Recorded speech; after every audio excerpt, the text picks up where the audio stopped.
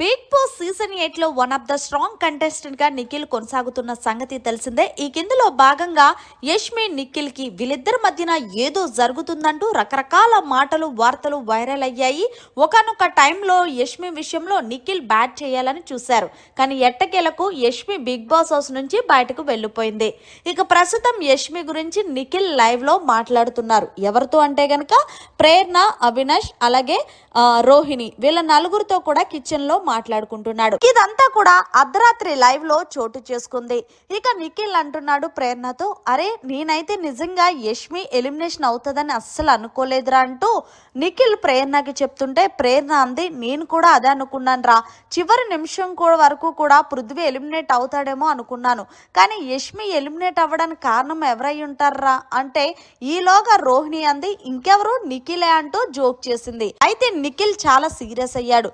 రోహిణి నువ్వెందుకు అలా మాట్లాడుతున్నావు, నిజంగా యష్మి నా వల్ల ఎలిమినేట్ అయిందా, నీ దృష్టిలో కూడా నా చెప్పు అంటే, అరే నేను జోక్ చేశానంటే కాదురా, ఇందాకరా బెలూన్ టాస్క్ లో కూడా ఆడినప్పుడు నా గురించి ఒకటి రాసింది యష్మి.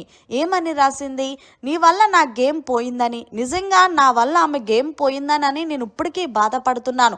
నా మనసు ఎలాంటిదంటే ఎవరి వల్ల అన్నా నేను బాధపడినా పర్వాలేదు కానీ నా వల్ల ఎవరూ బాధపడకూడదని, నిజంగా ఒకవేళ అమ్మాయి ఆట నచ్చక జనాలు బయటకు తీసుకెళ్తే సరే, లేకుండా నా వల్లే ఆమె గనక ఎలిమినేట్ అయ్యుంటే నేను ఒకవేళ విన్నర్ అయినా సరే హ్యాపీగా ఉండలేనరా అంటూ నిఖిల్ తన బాధను వ్యక్తపరుస్తున్నాడు ప్రేరణ అలాగే అవినాష్ రోహిణి దగ్గర.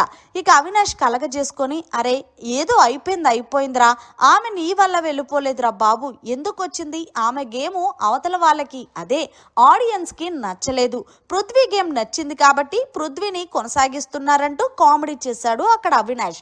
అయితే ఈలోగా పృథ్వీ వచ్చి, నిజమేరా నేను కూడా అనుకున్నాను ఈ వారం నేను వెళ్ళిపోతానని, కానీ దేవుడి దయ వల్ల నేను వెళ్ళలేదు, కానీ యష్మి వెళ్ళిపోయిందంటే ఇక ప్రేరణ మాట్లాడుతూ, నిజంగా యష్మి చాలా మంచి గేమర్ రా, మరి ఎక్కడ ఏం తప్పు జరిగిందనేది బయటికి వెళ్ళాకే తెలుసుకోవాలంటూ, ఏదేమైనా సరే నిఖిల్ నువ్వైతే నీ గేమ్ మీద కాన్సన్ట్రేషన్ చెయ్యి, నువ్వు ఇంకా నీకు అడ్డు ఆపు ఎవరు లేరు కాబట్టి ఎమోషన్స్ అన్నీ కూడా ఇక పక్కకి తీసేసి ఇంకా 3 వారాలు మాత్రమే ఉంది, మనందరం కూడా మన గేమ్ ఇండివిజువల్గా ఆడుకుంటే మంచిది అంటూ ప్రేరణ అర్ధరాత్రి నిఖిల్కి చెప్పుకొచ్చింది. మరి మొత్తానికి అర్ధరాత్రి నిఖిల్ మాట్లాడిన మాటలు మీకు ఎలా అనిపించాయి అనేది కామెంట్ సెక్షన్లో తెలియజేయండి. మరిన్ని లేటెస్ట్ లైవ్ అప్డేట్స్ కోసం చూస్తూనే ఉండండి అవర్ ఛానల్.